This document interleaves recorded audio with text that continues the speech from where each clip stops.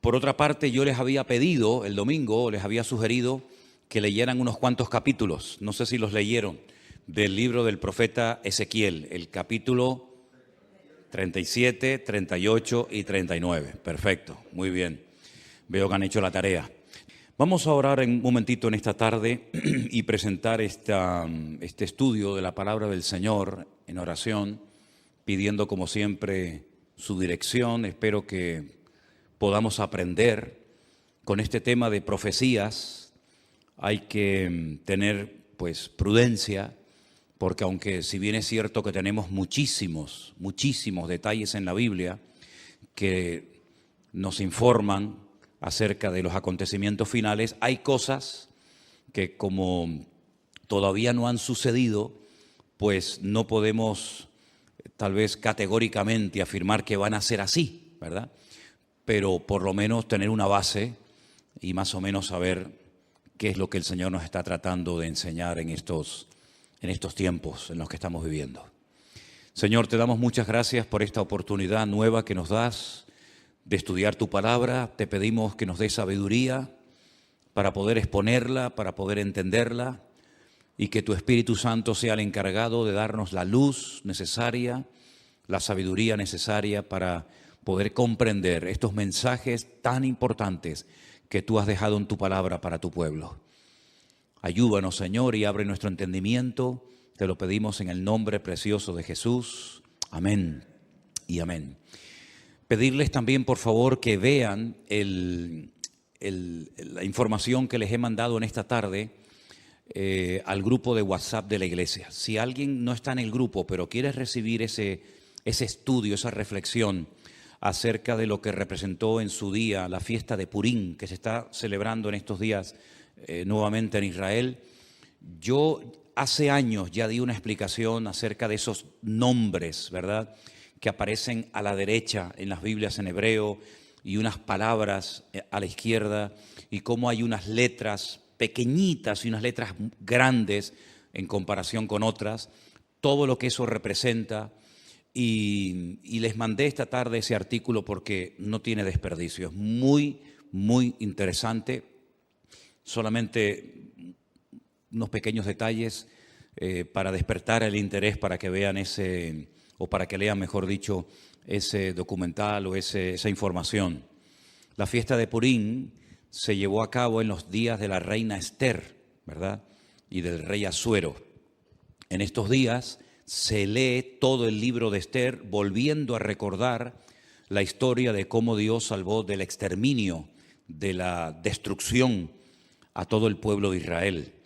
Veis que el enemigo siempre quería más y más, ¿verdad? En un principio un hermano mató a otro, pero no fue suficiente. Más adelante vemos cómo el enemigo intenta, mezclar a la raza humana con aquellos engendros espirituales, ¿verdad?, con aquellas deformaciones terribles que produjeron la ira de Dios y tuvo que finalmente mandar el diluvio. Vemos más adelante cómo el faraón no se conformaba con matar a uno, sino con matar a todos los niños. Pero en el libro de Esther lo que vemos es que el diablo quiso ir un paso más allá, y lo que puso en el corazón de un perverso llamado Amán era la exterminación, la aniquilación total del pueblo de Israel, incluido hombres, mujeres, niños, ancianos, etc.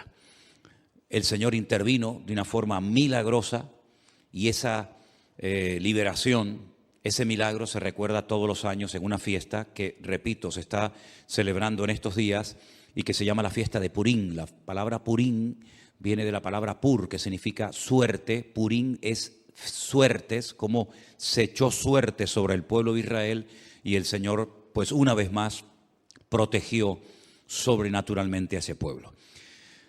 Cuando se produce una matanza de los enemigos que querían destruir al pueblo de Israel, el rey Asuero, que es el marido de la reina Esther, le dice: hoy han muerto 500 hombres y los 10 hijos de Amán. ¿Tiene alguna petición más la reina? Y la reina, su esposa Esther, dice: quiero que mañana a los 10 hijos de Amán, que ya estaban muertos, los cuelguen en la horca. Y de ahí hay toda una explicación de esa palabra mañana, de cómo hay momentos en la que la reina Esther dice que se dirigía al rey Asuero, incluso mencionándolo por nombre, pero hay otros momentos en los que simplemente menciona la palabra rey, dando a entender de que le hacía la petición al rey, al Señor Dios Todopoderoso, y vemos cosas muy interesantes de cómo no hace mucho tiempo atrás ahorcaron también a otras 10 personas, y ese artículo que les he mandado esta tarde, yo ya lo había leído hace años, lo conocía. De hecho, les expliqué el tema de los números, de las letras en el libro de Esther, pero quiero que lo lean porque es muy interesante y una vez más se demuestra la credibilidad de la Biblia. La Biblia es un libro matemáticamente perfecto que se adelanta en el espacio y en el tiempo, no solamente dándonos información de cosas que ocurrieron, sino de cosas que ocurrieron, pero que tienen un reflejo y una repercusión en el futuro. Y es muy interesante ese artículo y me gustaría de verdad que lo leyeran con detenimiento. Yo se lo mandé, ya digo, al grupo de WhatsApp, pero si alguien lo quiere tener y no está en el grupo, pues me das tu teléfono y yo te lo mando sin ningún problema, ¿de acuerdo? Nosotros nos vamos al libro de Ezequiel. Ezequiel era un sacerdote que había sido llevado cautivo a Babilonia. Ustedes saben que las tribus del norte que formaron un país y adoptaron el nombre Israel y decidieron que Siquén, la actual Nablus, fuera la capital del reino del norte, fue arrasado tiempo antes de que Nabucodonosor decidiera atacar las tribus del sur. Las tribus del sur, cuando hablo de las tribus del sur, me refiero a la pequeña tribu de Benjamín y a la tribu de Judá, que permanecieron un siglo y pico más en el territorio de Israel. También fueron sacadas de la tierra, fueron llevadas al cautiverio por Nabucodonosor 70 años, y estas dos tribus después retornan. Y ese retorno, todo lo que hicieron, la reconstrucción del templo, de la ciudad, de las murallas, etcétera, pues se nos relata en el libro de Esdras y en el libro de Nehemías, que algunos creen que era un solo libro, no dos como tenemos nosotros en nuestras Biblias, libro de Nehemías y libro de Esther. Se creen que los dos formaban un solo tomo, un solo libro. Pero bueno, independientemente de eso, vemos que Ezequiel está en el cautiverio y él estando en Babilonia, el Señor le revela una serie de cosas acerca de su pueblo. A través de una serie de sueños, de visiones, le muestra el retorno del pueblo de Israel, cómo volverían, y la ciudad de Jerusalén volvería otra vez a ser habitada, etcétera, etcétera. Pero aparte de eso, Ezequiel recibe una serie de revelaciones acerca del futuro, no para su época. Vimos el otro día, por ejemplo, el domingo, que algunas visiones, algunas profecías que recibió Daniel, las escribía, pero el Señor le decía, séllalas, porque esto no es para tu tiempo, esto es para los tiempos finales. Bueno, en cierto sentido también pasó algo parecido con Ezequiel. Ezequiel recibió profecías e información acerca de los últimos tiempos que él no vio durante su ministerio, durante su vida, el cumplimiento de estas palabras. El capítulo 38 y 39 de Ezequiel, digamos que van unidos, porque el 39 es una prolongación de lo que comienza a revelarle el Señor a Ezequiel. Y el capítulo comienza diciendo así: vino palabra de Dios diciendo, hijo de hombre. Esta expresión, hijo de hombre, es la forma como el Señor se dirigía y llamaba siempre al profeta Ezequiel. Pon tu rostro contra Got, en tierra de Magot, príncipe soberano de Mesec y Tubal, y profetiza contra él. Vamos a ir haciendo pausas según vayamos leyendo, porque hay algunas cosas que tengo que ir diciendo por el camino para que entendamos ciertas y determinadas cosas. Estos nombres que aparecen aquí, Mesec y Tubal, ustedes los van a encontrar en el primer libro de la Biblia. No es la primera vez que aparecen, ni mucho menos. Concretamente en Génesis capítulo 10, versículo 2, nos dice que Mesec y Tubal eran hijos de Jafet. ¿Quién era Jafet? Uno de los 3 hijos de Noé. Noé tuvo a Sem, Can y Jafet. Bueno, pues Jafet tuvo una serie de hijos y uno se llamó Mesec y otro se llamó Tubal. Eran nietos, en este caso serían nietos del patriarca o del personaje de Noé. Es muy interesante ver cómo los hijos de Noé, Sem, Can y Jafet, se fueron por diferentes partes del mundo, ¿verdad? Y conquistaron territorios y tierras. Y bueno, vemos que los europeos tienen un origen, los africanos tienen otro, y cada nación pues tiene un origen diferente, ¿verdad? Y todo procede de los 3 hijos de Noé, Sem, Can y Jafet. Los cananeos, que son los descendientes de Can, nieto de Noé, pues se fueron a lo que conocemos hoy en día como Israel, ¿verdad? Y allí ese país se llamaba en el principio Canaán. Y el Señor sacó a su pueblo de la esclavitud en Egipto para llevarlos a Canaán, donde vivían los cananeos. Y los cananeos, ese país estaba habitado por una serie de países, de reinos, de naciones. La mayoría de ellos los conocemos por nombre.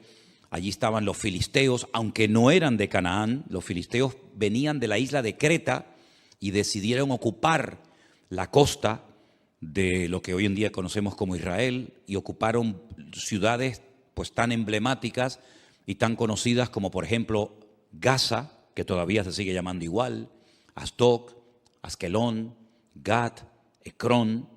Los filisteos, digamos, que vivían en la costa. Los jebuseos eran los que vivían en el monte Moriah, los que vivían en lo que sería Jerusalén.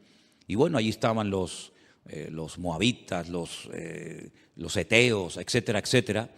Y eran naciones que no les correspondía habitar en aquel lugar, e Israel tenía que expulsarlos de su tierra. Ahora, en los últimos tiempos, la Biblia dice que se levantará un príncipe soberano, se levantará un hombre que se llama en el Antiguo Testamento, uno de los nombres que recibe es God, pero si uno analiza el Antiguo Testamento, nunca hubo un hombre que se llamó God. God es simplemente un nombre que se le da a un personaje político que en los últimos tiempos decidirá unilateralmente, aunque realmente detrás de todo esto, por supuesto, siempre está la mano de Dios, atacar al pueblo de Israel desde el norte. No es como Amalek, que venía del sur, o como los moabitas, que venían del este, sino que este enemigo atacará a Israel desde el norte, seguramente cruzará los famosos altos del Golán y llevará a cabo una batalla tremenda. Ahora, lo que no se ponen de acuerdo los comentaristas es cuándo se va a llevar a cabo esa batalla en el valle de Megido, la famosa batalla de Armagedón, ¿sí? Algunos dicen que esa batalla se va a llevar a cabo antes de la venida del Señor Jesucristo. Pero también el libro del Apocalipsis, y después lo vamos a ver, nos dice que después del milenio, God se va a volver a levantar y va a intentar otra vez hacer la guerra contra el pueblo de Dios. Entonces, algunos dicen que es una guerra que se va a llevar a cabo antes y después. Otros dicen que solamente antes, otros dicen que solamente después. En fin, hay diferentes opiniones. Pero vamos a seguir leyendo. Este personaje, que la Biblia en esta ocasión lo llama God, que es el príncipe de estas tierras que ocuparon los nietos de Noé, llamados Mesec y Tubal, dice el Señor: yo estoy contra ti, oh God, príncipe soberano de Mesec y Tubal. Te quebrantaré y pondré garfios en tus quijadas, y te sacaré a ti y a todo tu ejército, caballos, jinetes y todo, de todo en todo, equipados, gran multitud con paveses y escudos, teniendo todos ellos espadas. Y ahora menciona a 3 naciones: Persia, Cus y Fut. con ellos, todos ellos con escudo y yelmo. Gomer y todas sus tropas, la casa de Togarma, de los confines del norte y todas sus tropas, muchos pueblos contigo. Es decir, Gog, digamos que es el líder, el representante, el que aglutina a un montón de naciones que lo van a apoyar con el objetivo de subir y atacar al pueblo de Israel. Ahora, estas naciones que se mencionan en el versículo 5, Persia, Cus y Fut, ustedes tienen que saber de quiénes se trata, para que sepan qué naciones en los últimos tiempos se van a juntar a estos ejércitos, ¿verdad?, internacionales con el objetivo de atacar al pueblo de Israel. En cierto sentido es como una especie de confederación, es un montón de naciones que se juntan. No es la primera vez que muchas naciones se juntan para atacar a un enemigo en común. Por ejemplo, en la Segunda Guerra Mundial se juntaron muchas naciones para atacar a los nazis, que en aquel momento eran los que estaban, digamos, controlando Europa. Durante la famosa Guerra de los 6 días y otras guerras que se han llevado a cabo en este último periodo en Israel, ha habido muchas naciones árabes que se unieron para pelear contra Israel. No es nada nuevo, ¿verdad? Son naciones que entre ellos se pelean, entre ellos tienen también sus discrepancias, pero como tienen un enemigo en común, que en este caso es Israel, y todos quieren tomar parte de la ciudad de Jerusalén, se unen para pelear como si fueran un solo ejército. Pero realmente no es un solo ejército, sino son muchos ejércitos, muchos soldados que se juntan con un objetivo en común. El versículo 5 habla de Persia. Persia es el país de Irán. Ustedes saben que hasta el otro día a Irán se le conocía como Persia. Así que los iraníes no son árabes, son de origen persa. Así que Irán, qué curioso, ¿no? Se está hablando últimamente mucho acerca de este país. Irán también apoyará a Gog con el objetivo de atacar y destruir al pueblo de Israel. Así que ya tenemos identificado quiénes son los persas. Cus es un país de África, Etiopía. Ustedes saben que Moisés fue criticado por su propia hermana Miriam porque se casó con una mujer cusita. Los cusitas eran o son de Etiopía. Así que Cus en aquel tiempo era Etiopía, actualmente tiene otro nombre. Y Fut es el país de Libia, un país que está en el norte de África.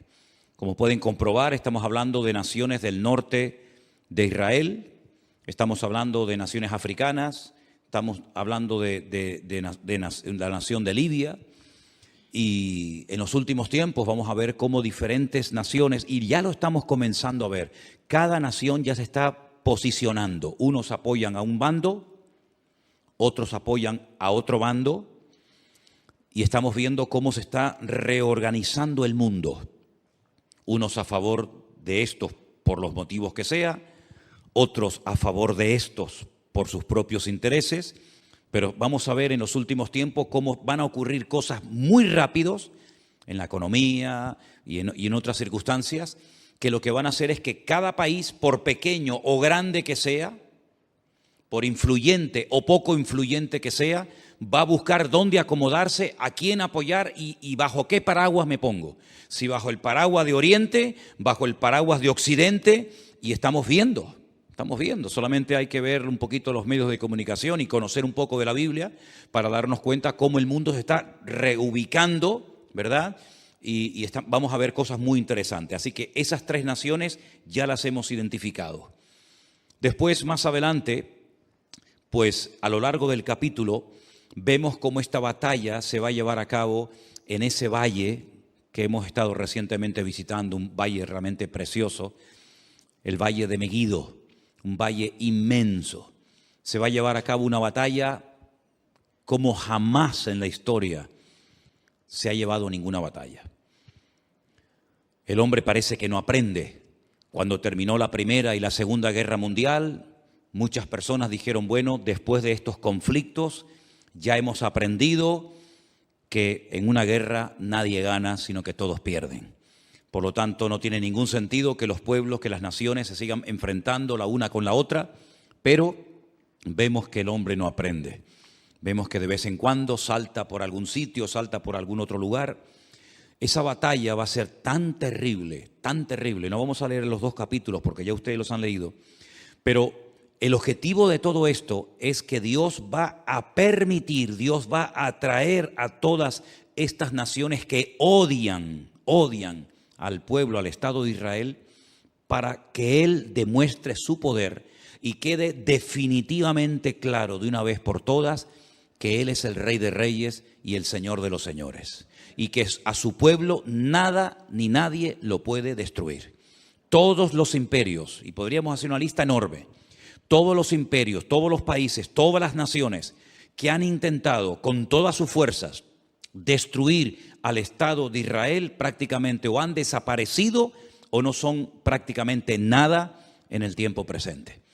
Miren ustedes, por ejemplo, el imperio egipcio, no queda absolutamente nada de él. Los babilónicos, los persas, los medos, los griegos, los romanos, diferentes imperios que a lo largo de la historia se propusieron arrasar a este pueblo. Porque este pueblo no solamente es un pueblo, no solamente son personas, sino que representa una serie de valores, una serie de principios y sobre todo representa que hay un Dios detrás de esa nación, que hay una Biblia, que hay una palabra de Dios detrás de esa nación, y lo que el enemigo no quiere bajo ningún concepto es que Dios sea reconocido como el soberano de todas las naciones de la tierra. Ahora bien, cuando termine esa batalla tremenda en el Valle de Megiddo, sí me gustaría leer a partir del versículo 4 del capítulo 39, donde dice: sobre los montes de Israel caerás tú y todas tus tropas, y los pueblos que fueron contigo, a aves de rapiña de toda especie y a las fieras del campo te he dado por comida. Es muy interesante cuando estuvimos recientemente ahora, hace unas semanas en Israel, que la ruta migratoria más importante de aves en Europa pasa por el Valle de Megiddo. El año pasado pasaron 2 billones con B, 2 billones de aves migratorias por el Valle del Jordán, cruzando todo el Valle de Megiddo y viniendo cigüeñas, águilas y un montón de aves a Europa y al norte de África, huyendo del frío en las rutas migratorias. Hay un ave de rapiña que son los milanos, que parece como si fuera un águila, que tienen la cola como en forma de horquilla, que en España estaba prácticamente extinguido. Nosotros hemos visto a centenares y a centenares de milanos, que son como un aguilucho grande, revoloteando en el Valle del Jordán hasta hace unas semanas atrás. Es muy interesante ver cómo las aves de rapiña, que tienen su ruta migratoria por ese valle, dice que son llamadas para que coman las carnes de reyes, de príncipes, de soldados, de generales, de comandantes que van a intervenir en ese campo de batalla. Es realmente interesante. Sobre la faz del campo caerás, verso 5, porque yo he hablado, dice Jehová el Señor. Enviaré fuego sobre Magog y sobre los que moran con seguridad en las costas, y sabrán que yo soy el eterno Dios. Haré notorio mi santo nombre en medio de mi pueblo Israel, y nunca más dejaré profanar mi santo nombre, y sabrán las naciones que yo soy Jehová, el Santo de Israel.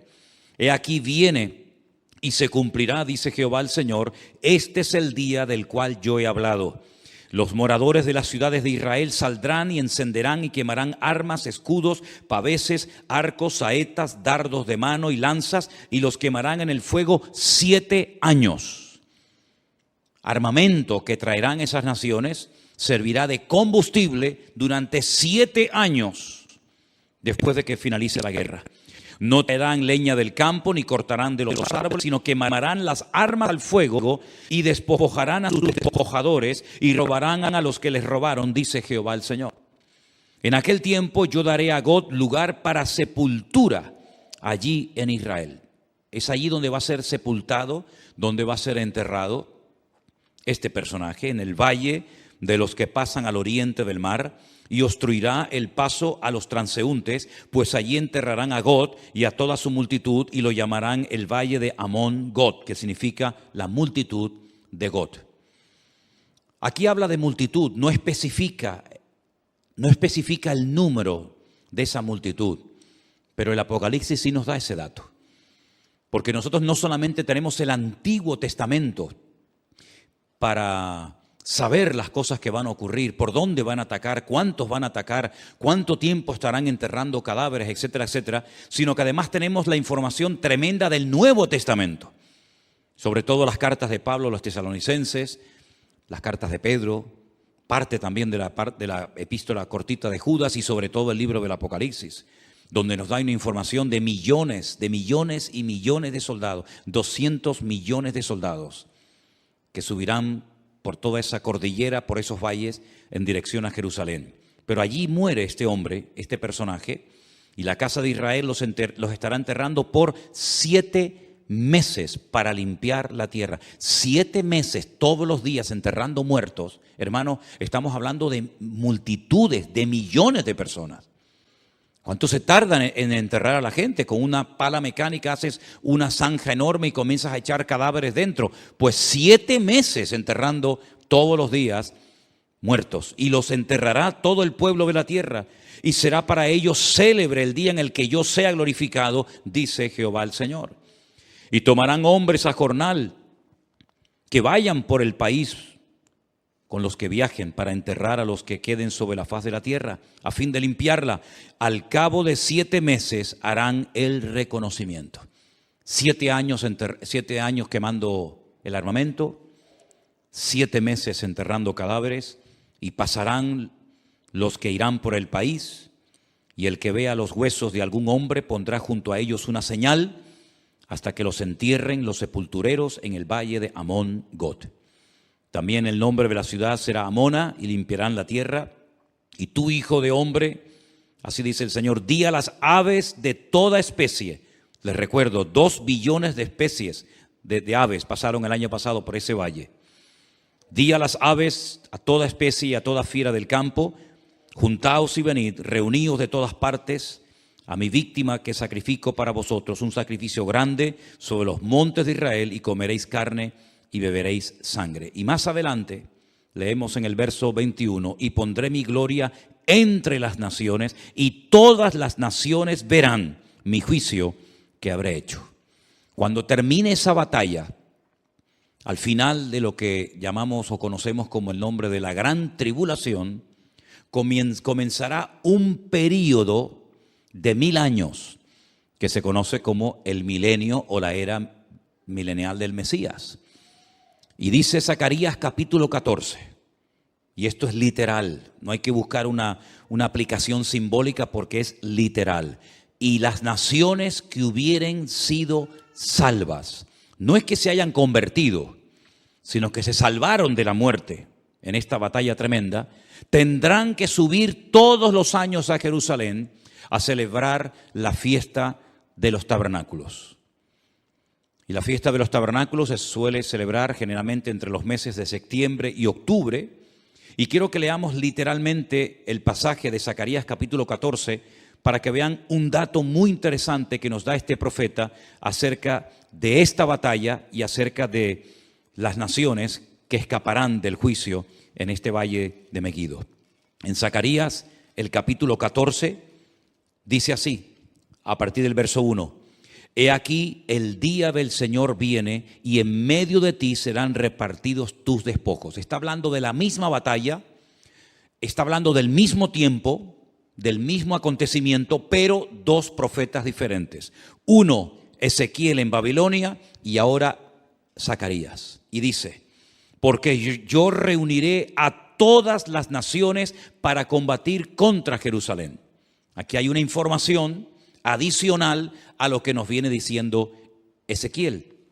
La ciudad será tomada y serán saqueadas las casas, violadas las mujeres, y la mitad de la ciudad irá en cautiverio, mas el resto del pueblo no será cortado de la ciudad. Después saldrá Jehová y peleará con aquellas naciones como peleó en el día de la batalla. y ahora habla de la segunda venida del Mesías. Porque el Mesías, cuando nació cerca de este monte de los Olivos, en dirección hacia el sur, aproximadamente como a 7, 8 kilómetros al sur, en una pequeña localidad, en un pequeño pueblo llamado Belén, que pertenecía a Judea, Belén de Judea. Pero cuando dice aquí que se afirmarán en aquel día sus pies sobre el monte de los Olivos, aquí podemos ver que el Antiguo Testamento nos habla de su nacimiento en Belén de Judea y de su retorno, su segunda venida, poniendo los pies sobre el monte de los Olivos. Amén, hermanos, ¿lo ven claramente? Nace en Belén, retorna en el monte de los Olivos. Para que algunos digan que la Biblia no habla de dos venidas, sino solamente de una. No, habla de dos venidas. Una que ya se produjo cuando nace en Belén de Judea y otra cuando se afirman sus pies en aquel día sobre el monte de los Olivos que está enfrente de Jerusalén, al oriente, al este, y el monte de los Olivos se partirá por en medio hacia el oriente y hacia el occidente, haciendo un valle muy grande, y la mitad del monte se apartará hacia el norte y la otra mitad hacia el sur. Es decir, si se parte el valle y parte se va hacia el este, parte hacia el oeste y luego se ensancha, se separa el norte y el sur, quiere decir que en esa parte en la que hemos estado muchísimas veces se va a hacer un valle gigantesco, un valle enorme. Ahora mismo entre el monte Moriah, donde antiguamente estaba el templo, y donde está el monte de los Olivos, hay un barranco, hay como si fuera un barranco que se llama el famoso torrente de Cedrón, pero no tiene ni punto de comparación lo ancho que será ese valle cuando el Señor ponga sus pies sobre el monte de los Olivos. La pregunta que a lo mejor algunos se hacen es: ¿qué interpretan los judíos cuando dice aquí y pondrá sus pies sobre el monte de los Olivos y el monte de los Olivos se partirá? Bueno, ellos dicen que cuando venga el Mesías, que no creen que vengan del cielo, pues ellos dicen y opinan que cuando venga el Mesías, la expresión "y pondrá sus pies sobre el monte de los Olivos" es una expresión como decir "y vendrá con autoridad", pero no lo interpretan como algo literal. Entonces, si no interpretan una parte del texto como no literal, tampoco pueden interpretar la otra parte del texto como literal, pero en esta ocasión se equivocan. Dice que huiréis al valle de los montes, porque el valle de los montes llegará hasta Sal. Huiréis de la manera que huisteis por causa del terremoto en los días de Usías, rey de Judá, y vendrá Jehová mi Dios y con él todos los santos. ¿Quién es el que viene? Jehová mi Dios. ¿Y viene acompañado de quién? Con todos sus santos. Esta es la segunda venida del Señor Jesucristo, donde todo ojo le verá, toda rodilla se doblará y toda lengua confesará que Él es el Señor, para gloria de Dios Padre. ¿Se dan cuenta cómo Él viene, pero no viene solo? Ya la iglesia ya ha sido arrebatada, ya fue llevada con Él, y cuando Él retorna en su segunda venida, su iglesia no está en la tierra, sino que su iglesia viene con Él en las nubes. Y acontecerá que en ese día no habrá luz clara ni oscura. Acontecerá que no habrá luz clara ni oscura. Qué cosa tan rara, ¿verdad? Será un día el cual es conocido de Jehová, del Señor, que no será ni de día ni de noche. No nos hacemos ni la más remota idea cómo puede ser, porque en nuestra mente no cabe decir, o es de día o es de noche. Pero dice, no va a ser ni de día ni de noche. ¿Y cómo será ese día? Solamente Él lo conoce. Pero sucederá que al caer la tarde habrá luz. Al caer la tarde, cuando se oculta el sol, es cuando ya se hace la noche. Pero aquí es al revés. Cuando llega la tarde, es cuando hay luz. Qué cosas tan interesantes, qué cambios, ¿no? Qué cambios tan tremendos va a haber. Acontecerá también en aquel día que saldrán de Jerusalén aguas vivas como ríos. ¿Saben que hay un barrio en Jerusalén por el cual hemos caminado muchísimas veces, que es el barrio de las 100 puertas el barrio de los ultraortodoxos judíos, el barrio de Mea Sharim, las 100 puertas, que han descubierto que por debajo de ese barrio corren ríos de agua tremendos, como aguas subterráneas. Tal vez cuando se produzca ese terremoto tremendo al poner sus pies sobre el monte de los Olivos, esas aguas broten, salgan hacia arriba, y dicen que la mitad de esas aguas irán hacia el mar oriental y la otra mitad hacia el mar occidental en verano y en invierno. Israel es el único país que tiene 4 mares, 2 internos y 2 externos. Tiene un mar que realmente es un lago, pero lo llaman el lago o el mar de Genesaret al norte. Más hacia el sur está el mar Muerto, que es mucho más grande que el mar de Galilea.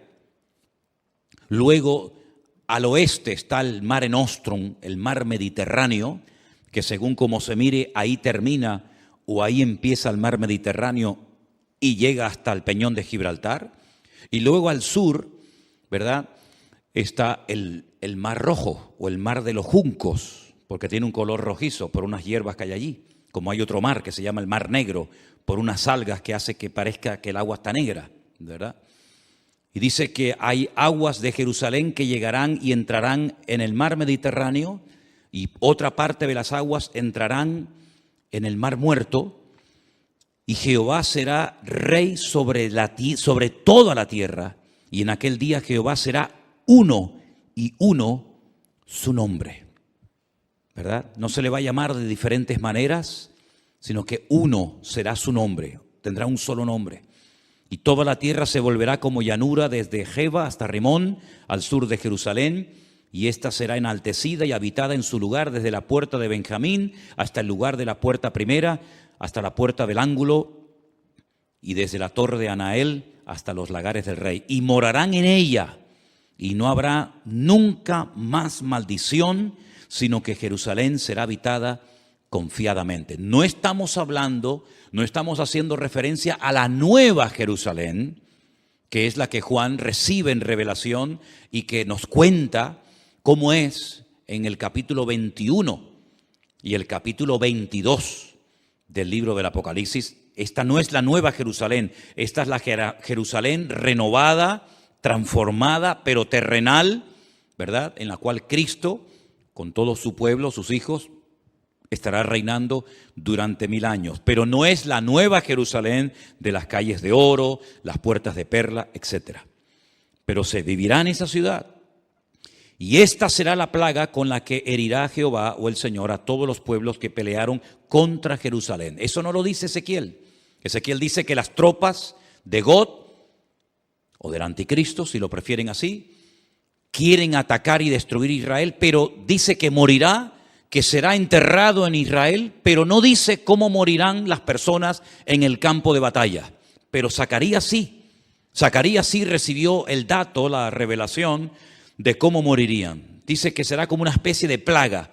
Esta será la plaga con la que Jehová herirá a todos los pueblos que pelearon contra Jerusalén. Escuchen, la carne de ellos se corromperá estando ellos sobre sus pies. Están de pie, no están sentados ni acostados, están de pie, peleando, batallando. Se consumirán en las cuencas sus ojos y la lengua se les deshará en su boca. ¿Esto qué es? ¿Un ataque bacteriológico? ¿Un ataque nuclear? Pero esta será la forma como morirán esas personas que fueron a atacar a Jerusalén. Acontecerá en aquel día que habrá entre ellos gran pánico enviado por Dios, y trabará cada uno de la mano a su compañero y levantará su mano contra la mano de su compañero. Se matarán entre ellos, se pelearán entre ellos, se matarán entre ellos. Increíble, ¿eh? Judá también peleará en Jerusalén, y serán reunidas las riquezas de todas las naciones de alrededor, oro, plata, ropas de vestir en gran abundancia. Así también será la plaga de los caballos, de los mulos, de los camellos, de los asnos y de todas las bestias que estuvieren en aquellos campamentos. todos los que sobrevivieren de las naciones que vinieron contra Jerusalén, aquí hay un dato muy importante, subirán de año en año para adorar al Rey, a Jehová de los ejércitos, a celebrar la fiesta de los tabernáculos. Todos los años tendrán que subir. ¿Por qué la fiesta de los tabernáculos y no otra fiesta? Porque las 3 fiestas de obligatorio cumplimiento que recibió el pueblo de Israel, que son Pascua, Pentecostés o Shavuot y la fiesta de los tabernáculos, las 2 primeras ya tuvieron un cumplimiento profético en la vida del Señor Jesucristo. Dice Pablo, Él es nuestra Pascua. Jesús fue sacrificado, fue crucificado, murió en la fiesta de Pascua. El cordero que se mataba, al cual no se le podía partir ningún hueso en la fiesta de la Pascua, tipifica, representa al Cordero de Dios que quita el pecado del mundo, que es nuestro Señor Jesucristo. La fiesta de las semanas, o Shavuot, o Pentecostés, como la conocemos nosotros, ya tuvo su cumplimiento profético. Fue el día que el Señor decidió derramar de su Espíritu Santo sobre las 120 personas que estaban en aquel aposento, en aquella casa, y comenzaron a hablar en otras lenguas y comenzaron a evangelizar a miles de personas que se convirtieron en aquel día. Pero la fiesta de los tabernáculos no ha tenido un cumplimiento profético en Cristo. Pero dice en el libro del Apocalipsis que cuando Él venga, Él pondrá su tabernáculo entre los hombres. Y su tabernáculo, su suká, es nada más y nada menos que su misma presencia. Él nació en la fiesta de los tabernáculos y Él exigirá que en la fiesta de los tabernáculos todas las naciones que hubieren sido salvas tienen que subir de año en año a Jerusalén a adorar al Rey, a Jehová de los ejércitos. Y el que no suba, dice la Biblia en el verso 17, no vendrá sobre ellos lluvia. ¿Qué les parece? Si la familia de Egipto no subiere y no viniere, sobre ellos no habrá lluvia. Vendrá la plaga con la que el Señor herirá a las naciones que no subieren a celebrar la fiesta de los tabernáculos. Esta será la pena del pecado de Egipto y del pecado de todas las naciones que no subieren para celebrar la fiesta de los tabernáculos. Así que cuando nosotros decimos que lo mejor y lo peor está por venir, es cierto, queridos hermanos. Cosas tremendas que hemos leído en esta noche, por lo menos en parte, y otras que no hemos leído, tienen que suceder en algún momento. ¿Quién nos iba a decir a nosotros que íbamos a ser protagonistas de ciertas y determinadas cosas que ya han visto y están viendo nuestros ojos cada día? Yo les recuerdo que hace 2 años, solamente 2 años, no se hubiera podido celebrar aquí este culto, porque estábamos todos confinados, encerrados en nuestras casas.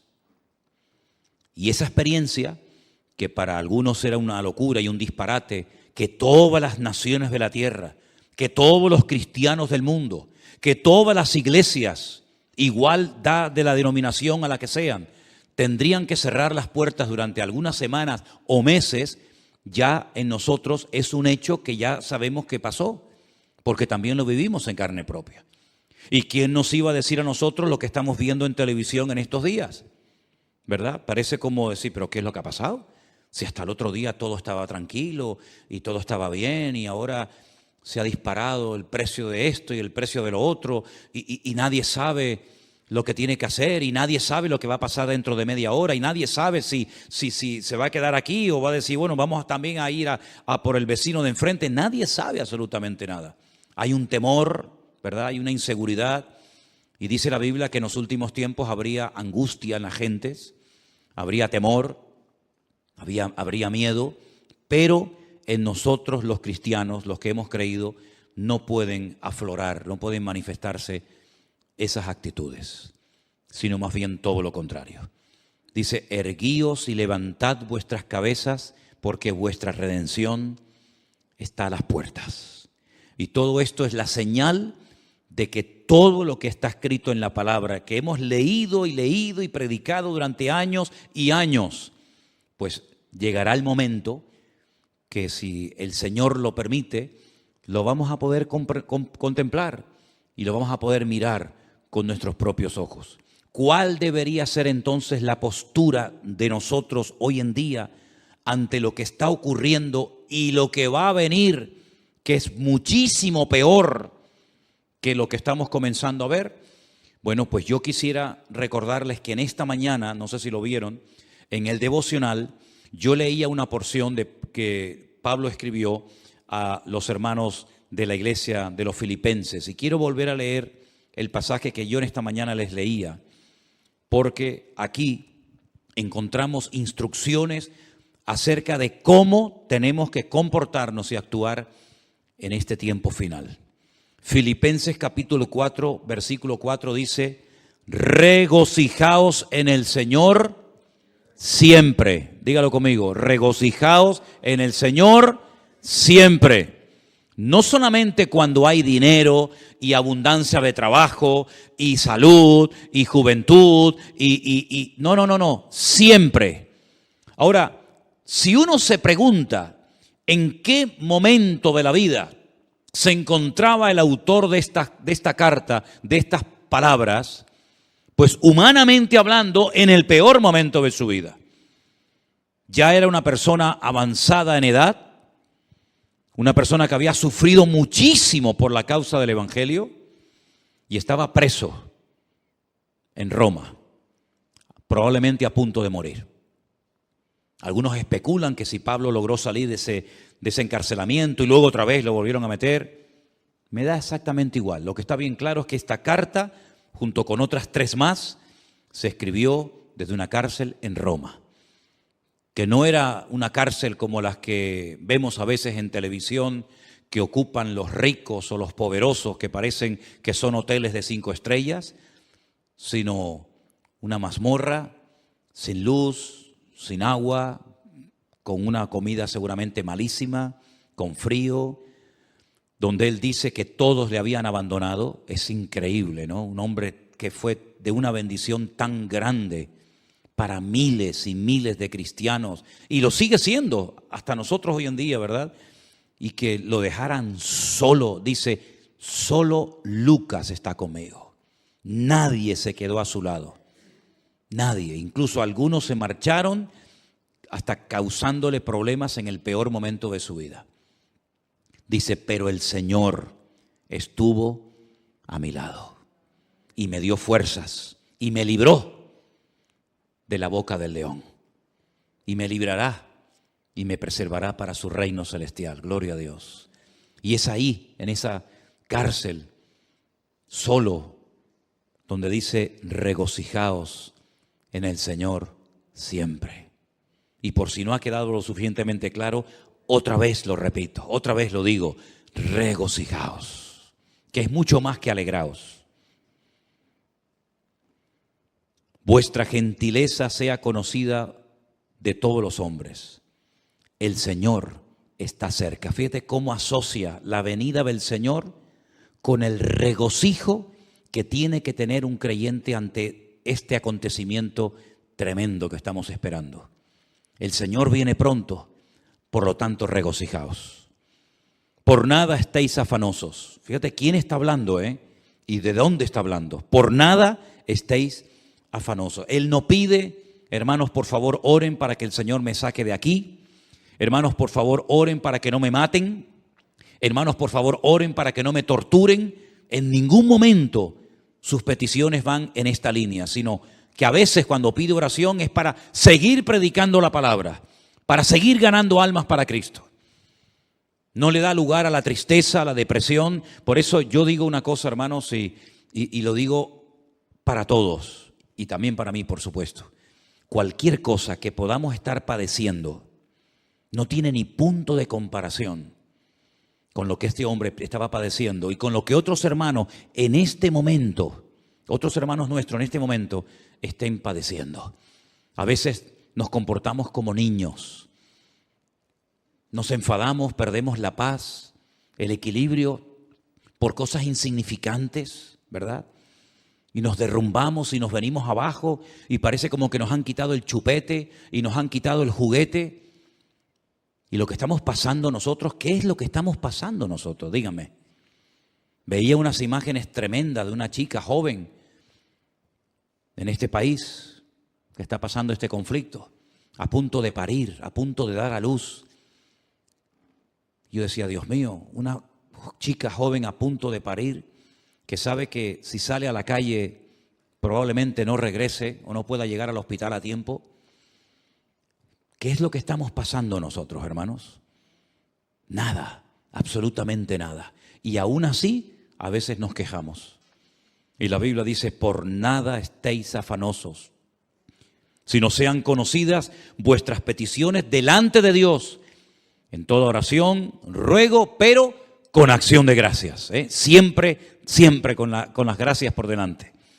Y la paz de Dios, que sobrepasa todo entendimiento, guardará vuestros corazones y vuestros pensamientos en Cristo Jesús. Qué tremendo, ¿no? Qué tremendo, qué palabras de aliento, qué palabras de ánimo. Y después dice, por lo demás, hermanos, si esto no les llega, por si acaso esto se les queda corto y dice, bueno, está bien, pero hay más. Todo lo que es verdadero, todo lo honesto, todo lo justo, todo lo puro, todo lo amable, todo lo que es de buen nombre, si hay virtud alguna, si algo digno de alabanza, en esto pensad. Cualquier pensamiento que no cumpla con estos requisitos, no lo admita, no le dé lugar, ni a palabras, ni a pensamientos, ni a actitudes, ni a conversaciones que no sean honestas, que no sean de buen nombre, que no glorifiquen al Señor, ni un minuto de mi tiempo. Y termina diciendo, y lo que aprendisteis, y recibisteis, y oísteis, y visteis en mí, esto haced, y el Dios de paz estará con vosotros. La paz del creyente en este tiempo tiene que estar por encima de cualquier circunstancia, por encima de cualquier mala noticia, por encima de cualquier prueba. La paz del Señor guardará nuestros corazones y pensamientos en Cristo Jesús, Señor nuestro. ¿Cuántos dicen amén? No permitas que nada ni nadie te robe la paz de tu corazón. Si ves que la estás perdiendo, la paz, a lo mejor es que estás oyendo y viendo demasiado lo que no tienes que ver ni oír tanto. Y te hace falta más Biblia. Porque cuando falta paz es porque falta Biblia en tu corazón. Pero cuando hay abundancia de palabra, cuando hay abundancia de presencia del Señor y de su palabra en nuestras vidas, no hay lugar a la angustia, al desánimo, a la depresión. ¿Por qué? Porque yo sé en quién he creído. Y mi confianza está puesta 100% en el Señor. Y yo sé que me puedo regocijar y puedo tener paz y puedo dar gracia y puedo darle ánimo a los que están desesperados. Porque dicen que las consultas a los psiquiatras, a los psicólogos han aumentado porque la gente está como en un bucle.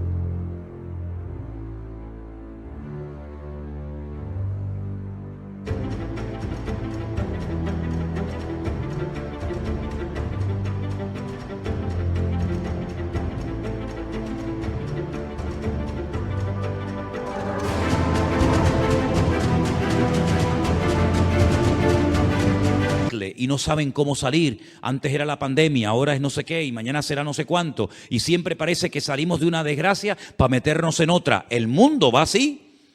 Pero sin embargo nosotros los cristianos podemos cada mañana levantarnos y decir, Señor, es verdad, no tengo tanto dinero como tenía tiempo atrás. No tengo tal vez el trabajo que me gustaría tener. No tengo esto, no tengo lo otro, pero te tengo a ti. Y teniéndote a ti, lo tengo todo. Porque el Señor es mi pastor y nada me faltará. ¿Cuántos dicen amén? Cierra tus ojos en esta tarde. ahí donde estás. Repito, no permitas que nada ni nadie te robe la paz de tu corazón. Al Señor le costó la vida derramar su sangre en una cruz para que tú y yo hoy en el siglo XXI, con la que está cayendo, pudiéramos vivir en paz permanentemente. Y te doy gracias, Señor, porque tú nos das la paz no como el mundo la da, sino que la paz tuya es la verdadera, la auténtica, la genuina, la que anhela nuestra alma. Y en esta tarde, Señor, te damos gracias porque tú nos informas, tú nos adviertes, tú nos hablas claramente acerca de los acontecimientos finales, pero también nos enseñas y nos dices cómo tenemos que comportarnos en estos tiempos difíciles. Para que marquemos una diferencia y le demostremos al mundo que no te tiene, que se puede tener paz en medio de la tormenta. Y podemos confiar en nuestro Dios, porque sabemos que todo esto es el cumplimiento de lo que los santos varones y profetas de Dios hablaron hace años, hace siglos. Señor, manténnos firmes en tu palabra, sin retroceder, sin tambalearnos, cada día más firmes, más seguros, sabiendo que tú estás con nosotros y que nada ni nadie nos podrá separar de tu presencia. Gracias te doy, Señor, en esta tarde por tu preciosa y bendita palabra. La atesoramos, la guardamos en nuestros corazones y te daremos a ti siempre toda la gloria y la honra. En el nombre de Jesús. Amén y amén.